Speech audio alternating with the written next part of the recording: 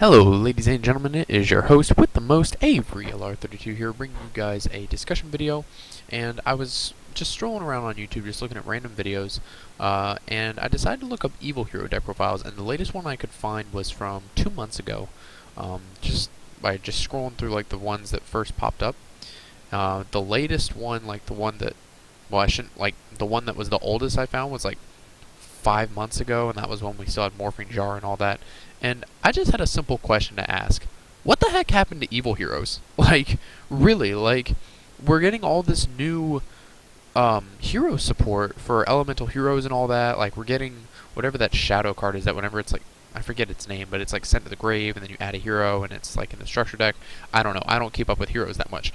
But I just got to thinking about it, and it's just like, evil heroes were always a deck that you always thought about. Whenever you thought about evil heroes, you thought about evil hero dark guy, because this thing was just a flat out boss, but it also just had so many just flaws in the card. Like, there was just so many flaws in the card. Like, it took a fiend type monster and a rock type monster, so if you wanted to make this thing an actual big ass beater, yes, you could use like the actual evil heroes like Malicious Edge and then like the rock hex sealed fusion to make it a 3600 beater, because it takes the original attack of the two combined monsters. So like, since Malicious Edge is 26 and rock hex sealed fusion is 1000, it'd have 3600 attack and it'd have 0 defense. And it's not special summon with polymerization or anything. It's only special summoned by dark fusion or dark calling. And then when it declares an attack, you can change all defense position monsters your opponent controls to face-up attack position. Flip effects are not activated at this time. So you can hit one of their defense mode monsters. Like, let's say you're going against Ghost Tricks or Shaddolls, where all they do is set. They all flip up, and then you can swing into the one that you're attacking into, and then their flip effects also won't activate if they even have any. So it's really, like, Evil Hero Dark Guy in itself is really good against decks like Ghost Tricks and Shaddolls that like to constantly set their monsters. Now, am I saying that that means that Dark Guy is like the best thing ever since sliced bread? Hell no. Because you could simply just book a Moon Dark Gaia, and then once it flips back up, it has its unknown attack and 0 defense again, and then you couldn't even use Dark Fusion or Dark Calling on it, really, because its attack, when you tried to fuse with a Dark Gaia into another Dark Gaia, you didn't take the attack strength of that Dark Gaia, if I'm not mistaken. I think that there was a way you could get around it. I'm not sure, but there was something about... There was something like if you fused with a Dark Gaia, then you wouldn't get Dark Gaia's like new attack strength, even though it said that the original attack of it was equal to it. I don't know.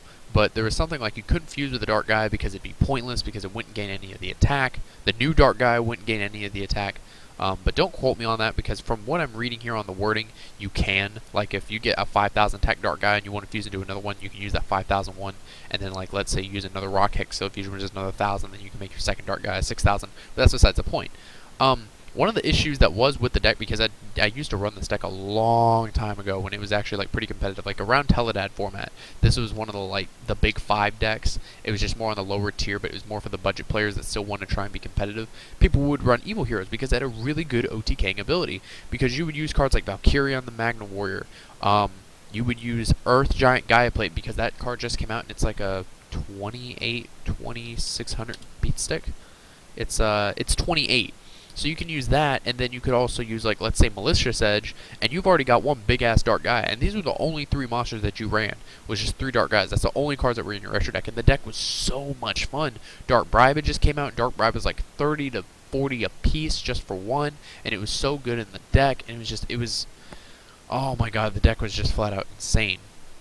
Now, other people would try and use other cards, like Inferno Wing, which weren't too bad. A Wild Cyclone, which I think was like an MST. Yeah, if it attacks, your opponent can't activate any spell or traps to the end of the damage step, and then when it inflicts battle damage to your opponent, destroy all face-down spell and trap cards your opponent controls. So already, this card is good against artifacts. Like, if they end up not using anything on their turn, and you're able to pop everything, then they don't get anything, and then they just lost a bunch of advantage. Lightning Golem was one that people would use too, because you could just target any monster on the field and pop it. Really easy way to clear the board, and it was also a good 2400 beater. And now with the release of Exceeds, you know, you can Exceed with this stuff. Or if you just have like a dead Dark Gaia on board, you can just Exceed into a 3, 4, 5, 6, 7, 8. Sorry, I couldn't remember its level. You could go into a rank 8, and it's just like, I want to know what the heck happened to this deck. Like, for real, I was just looking at random deck profiles, and like all of them are so old, like no one's made a recent one. And Dark Fusion is actually not that bad of a card right now. Like, it's the polymerization for the deck, and the hands literally have nothing on this card. The turn that you summon a monster with Dark Fusion, that special summon monster can't be targeted by the effects of spells, traps, or your opponent's monster effects. So you can swing into a fire hand all day, and that fire hand can't target that monster. So granted that is only one card, and I do understand that, and back row is extremely prevalent in this format, so it is very hard to work around that. Trap Tricks, Trap Hold Nightmare is a card. Bottomless is obviously, a card. I couldn't think of the word for whatever reason. Dark Calling, they have their own Miracle Fusion. Like, they have their own polymerization, their own Miracle Fusion. Infernal Gainer would let you attack twice, so like one of the typical OTKs, like if your opponent had like a bunch of monsters set to try and block your attacks, you could just summon Infernal Gainer, banish, target Dark Gaia, and it's already at like 6k probably. I've seen some at like 7900, and then your Dark Gaia could attack twice, just easy for game. The deck could OTK so freaking quick. And I'm like, again, I pose the question, what the heck happened to this deck? They have their own Piercer. They have a card that lets all their fiends attack twice. You could let your Malicious Edge attack twice, and it does piercing. Infernal Prodigy was like a draw engine. It was like a Cyber Dragon. You could special summon it in attack mode, and then during the end phase, if you tributed it, so like if you tributed it for a Malicious Edge, then you got to draw a card. Like, it had some really interesting plays. Not a lot of people use Infernal Prodigy though. Because what did end up happening to the deck was that no one really cared to use Inferno Wing, Wild Cyclone, like Lightning Golem or Malicious Fiend, not any of these other ones, because they figure, well, since Dark Gaia is the best one, why not just revolve it around Dark Gaia? So they use cards like Earth Giant, the Gaia Plate, the Earth Giant, Valkyrian, the Magna Warrior, the Dark Hex Sealed Fusion, the Earth Hex Sealed, the Rock Hex Sealed Fusion, I think is what it's called. Okay, I don't know what these are. Sorry, I got distracted there. And yeah, they would just have it revolve around Dark Gaia, and it was good. Like, it was a typical OTK deck, so you ran stuff like Royal Decree, and I just got to thinking about it, and with this new hero support, could this new hero support possibly support Evil Heroes, and could we see a resurgence possibly in Evil Heroes? Because personally, I want to see the deck come back. I don't want it to just be a fun deck. I want to see it be competitive again. Like, the deck topped some events, if I'm not mistaken, back in Teledad format, because it OTK'd so quick. Like, it just came out of nowhere. The ability for you to go Dark Fusion into a Dark Gaia, then use those same materials that you just used by playing a Dark Calling, going into another Dark Gaia with the same stats, was just absolutely busted back in the day. So I do realize that it's mostly because of back row prevalence, but at the same time, like, there has to be other reasons why. Like, is it just because the deck's inconsistent? Is it just, like, not able to compete now? Like, what is the deal? I want to see a resurgence in the Evil Heroes. Elemental Heroes are nice, but what about the other heroes? What about Destiny Heroes? What about Evil Heroes? You know, Evil Heroes, I personally think, are far better than the Elemental Heroes. Like if you were to compare, like, say, Electrum OTK to Evil Heroes, if Evil Heroes go, I'm going to say second just because then you can attack burst, and the Electrum OTK player can't really do anything. I'm just using Electrum OTK because that's the freshest Elemental Hero version of a deck that's in my head right now.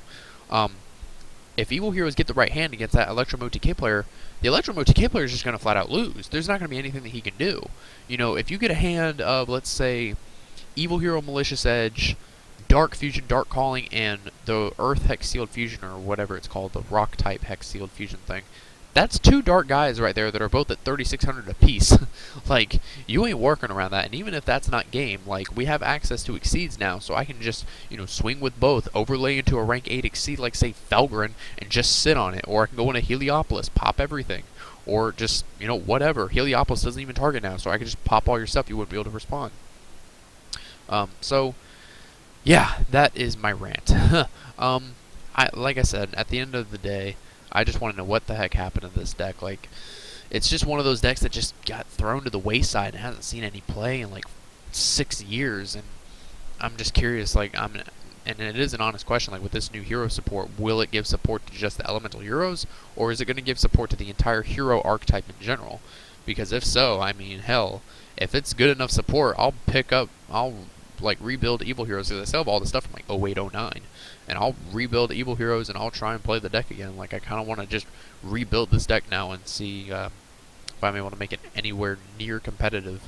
Um, as compared to stuff like Evil Swarm. Now, granted, Evil Swarm does shut the deck down. I get that, but Evil Swarms really aren't too prevalent right now.